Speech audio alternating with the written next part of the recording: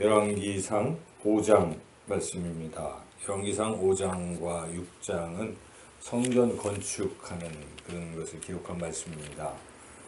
5장은 성전 건축을 준비하는 그런 과정을 말씀하고 있습니다.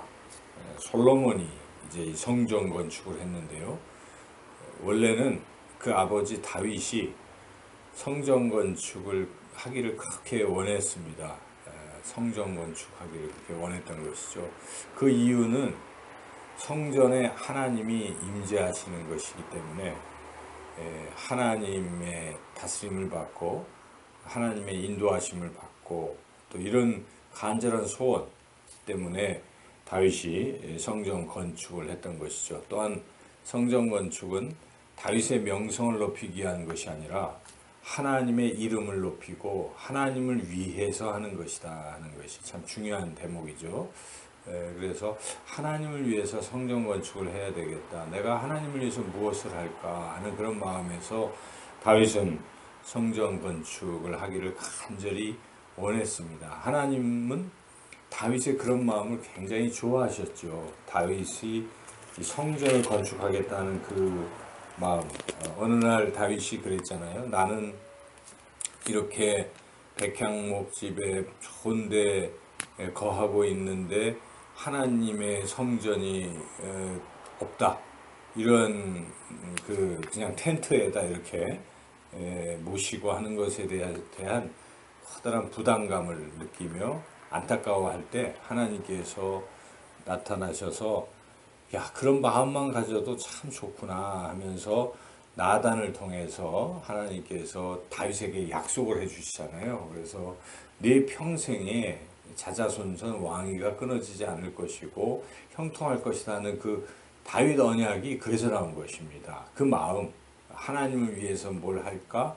성전을 건축하고 싶은 그 마음만 하나님이 받으신 것이죠. 그렇게 우리가 성전 건축을 한다는 것은 참 귀한 일이죠. 성전 건축을 하려는 그런 마음을 갖는 것은 참 귀한 일이죠. 그런데 그렇게 갖지 않는 것에 대해서 참 안타까워하는 그런 말씀이 학개서에 나오죠. 학개서에 보면은 이 이스라엘 백성이 포로 생활을 해가지고 끌려갔다가 하나님의 은혜로 70년 만에 바벨론에서 돌아왔잖아요. 돌아와서 너무 감사한데 해야 될 일이 성전 건축. 처음에는 그래서 성전 건축을 시작하는 듯 하다가 이런저런 일로 한 20년 중단하고 있었던 것입니다. 그때 선지자 학개, 하나님께서 학개를 통해서 꾸짖죠. 성전 건축을 멈춘 이들을 향해서 너희들은 너희 집 짓는 것은 빠르고 판벽한 집에 거하면서 집은 잘도 짓는다만 어떻게 성전을 건축하지 않느냐 하고 꾸중을 하시죠. 그래서 선지자 학개가 그 말씀을 전함으로써 이스라엘 백성들이 다시 힘을 합쳐서 좀 시간은 늦었지만 20년 만에 성전 건축을 이제 완공하는 이제 그런 이야기도 있습니다. 그래서 성경에서 우리가 볼 때에 성전 건축이라는 것은 하나님께서 참 기뻐하시는 일이다 하는 것을 우리가 알고는 있어야 됩니다. 그래서 그런 마음, 열망, 성전을 건축해야 되겠다는 그런 마음들을 가지고 있는 것, 내가 하나님을 위해서 성전 건축을 해야 되겠다 이런 마음은 참 소중한 것입니다. 그런데 그렇다고 자기가 하고 싶다고 해서 하는 게 또 아닙니다. 성전 건축은 아무리 하고 싶어도 하나님이 허락하지 아니하시면 할 수 없는 것입니다. 사람들이 그냥 내 마음대로 뭐 이렇게 하고 싶다고 되는 것도 아니죠. 다윗이 그렇게 성전 건축을 하고 싶었지만 다윗은 할 수 없었습니다. 하나님이 허락하시지 아니하셨습니다. 그 이유는 네가 전쟁을 하도 많이 해서 피를 많이 흘렸기 때문에 네 손에 피가 있어서 네 손으로는 성전 건축은 할 수 없다. 네 마음은 기특하지만 그래서 네가 아니라 네 아들 대에 성전 건축을 하게 될 것이다. 이제 이렇게 말씀하셨습니다. 그러므로 우리가 이것을 통해서 깨닫게 되는 것은 하고 싶다고 성전 건축은 할 수 있는 것은 아니고 하나님이 허락하셔야 가능한 일이다 하는 것이 또 우리가 깨닫게 되죠. 그래서 스가랴서에 보면 우리가 우리의 힘으로 되는 게 아닙니다. 우리의 힘으로도 능으로도 되는 것이 아니라 오직 여호와의 영으로 되느니라. 하나님의 영, 성령, 하나님의 허락하셔야 가능한 것이다. 이제 그런 생각을 우리가 늘 해야 되겠습니다. 그래서 이제 드디어 하나님이 성전 건축을 하라고 한 때, 그 사람 솔로몬 때가 돼서 이제 성전 건축을 시작을 하게 되는 것이죠. 그런데 상황적으로 보면 솔로몬이 이제 성전 건축을 할 수 있었던 그 시기적인 것은 다른 게 아니라 평화스러웠기 때문에 그렇다. 평화로울 때 다윗은 이제 본인이 손에 피를 묻힌 그 거룩하지 못함 때문에 못한 것도 있었지만은 다윗 시대에는 일종의 정복 시대입니다. 다윗은 그 주변 국가들을 복속시켜야 할 때이기 때문에 다윗은 계속 전쟁을 벌이고 있었던 것이죠. 여기저기 아람과 전쟁, 또 블레셋, 처음엔 블레셋을 제압하고 등등 이 전쟁 속에 있었기 때문에 그런 여력이 없는 것이죠. 지금 전쟁을 하는데 성전 건축을 한다는 게 참 어렵지 않겠습니까?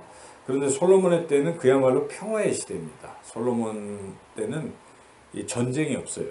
그것은 이미 부강한 나라가 되어서 주변 나라들이 다 알아서 조공을 바치고 뭐 이런 상황, 외교력을 또 가지고 또 물론 이방인 여인들 등등 해서 어쨌든 전쟁이 없는 평화로운 때이기 때문에 성전 건축이 이제 또 가능할 수가 있죠. 그래서 적절한 때가 있는 것이죠. 우리가 교회적으로 성전 건축을 할 때가 언제일까? 그런 것이죠. 모두가 다 하나가 되고 여러 가지 여건이 준비됐을 때 가능한 것이죠. 그러나 항상 성전 건축을 해야 되겠다 하는 마음만은 가지고 있어야 됩니다. 그것은 전혀 없이 임하고 있으면 안 되죠. 다윗처럼 성전 건축을 하고 싶다. 하나님을 위하 이름을 위하여 이제 이런 것이 필요한 것이 그럼 하나님께서 기뻐하시고 축복하실 뿐만 아니라 어떤 때를 허락하실 것입니다. 그때에 성전 건축을 할 수 있는 것이고 앞서서 말씀드렸지만 성전 건축이라는 것은 우리의 이름을 위해서 하는 것입니다. 내가 그래도 뭐 이런 게 아닙니다.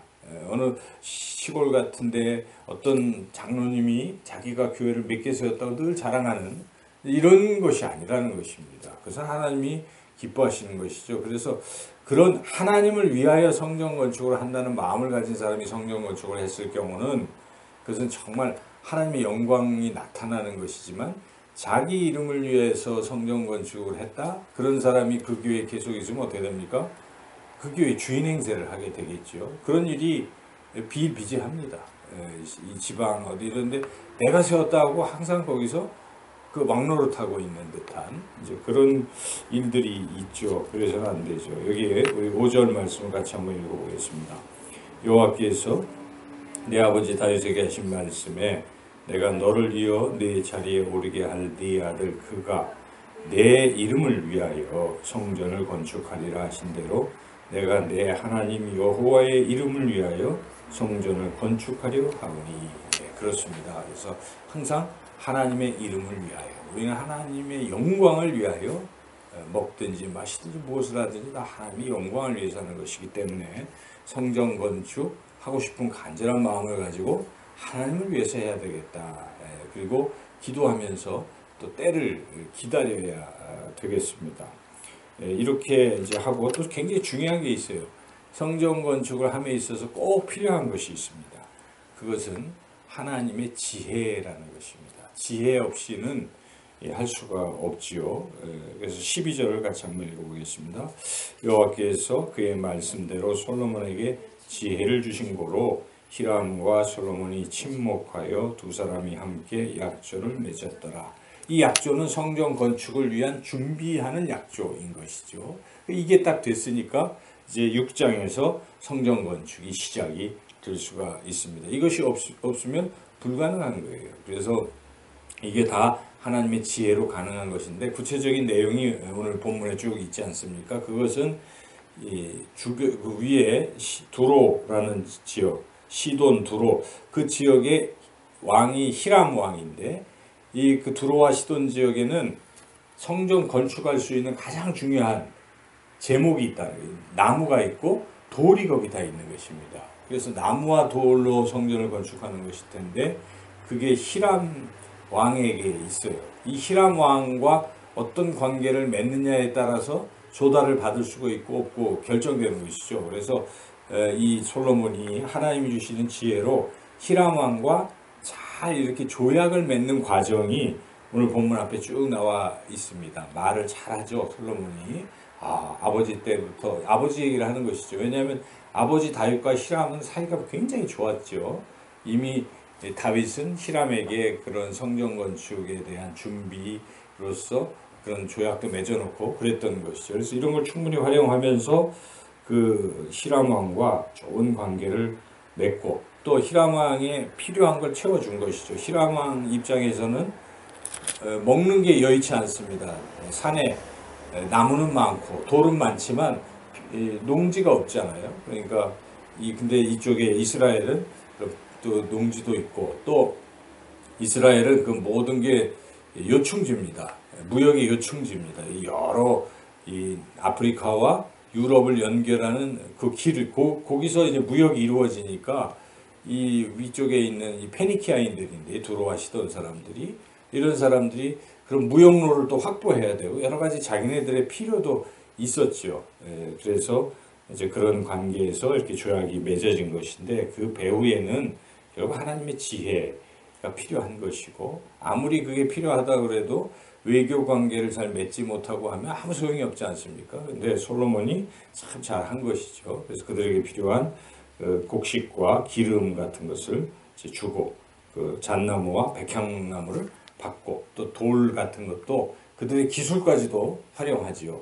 그래서 자신들은 경험이 없으니까 그 두로 사람들의 그런 석수공들과 또 벌목공들을 잘 좀 보내주십시오 해서 서로 같이 조인해서 이제 이런 일들을 쭉 한 것이죠.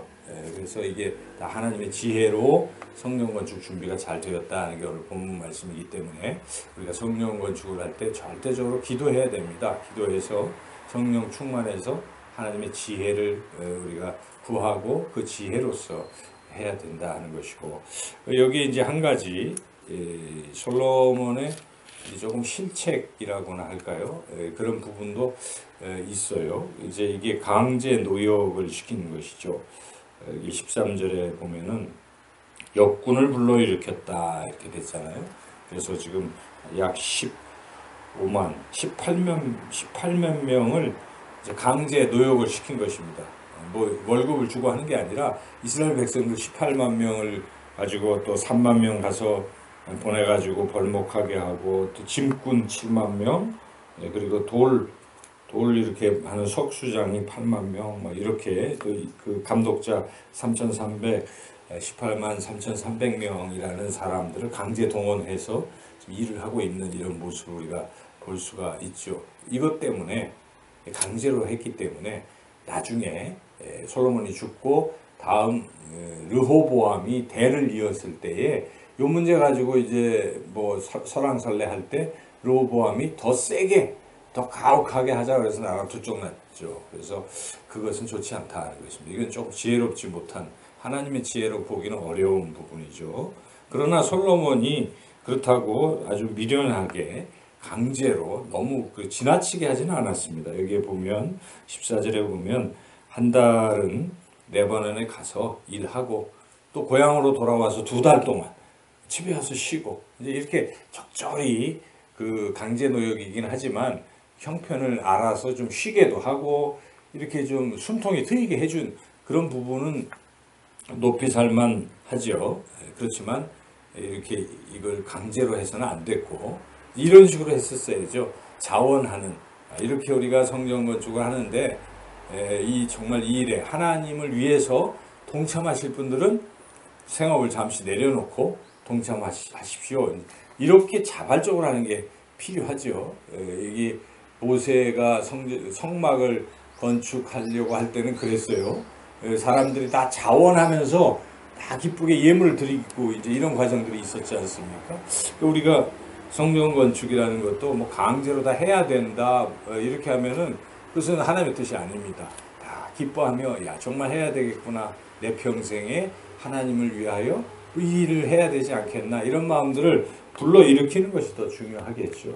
그렇게 해야 된다는 것을 오늘 본문을 통해서 우리가 깨닫죠. 그래서 오늘 본문의 핵심 주제는 결국은 성전 건축인데 성전 건축을 이렇게 잘 준비했다. 그래서 우리 평생에 우리 영산교회를 놓고 생각할 때 제가 오늘 이 말씀을 보면서 우리 영산교회는 언제 성전 건축을 해야 되는 것인가 생각을 해보게 된 것입니다. 그렇구나. 각자 우리가 자기 집 짓고 자기 집 준비하고 이런데 분주한 것이 과연 옳은 것인가?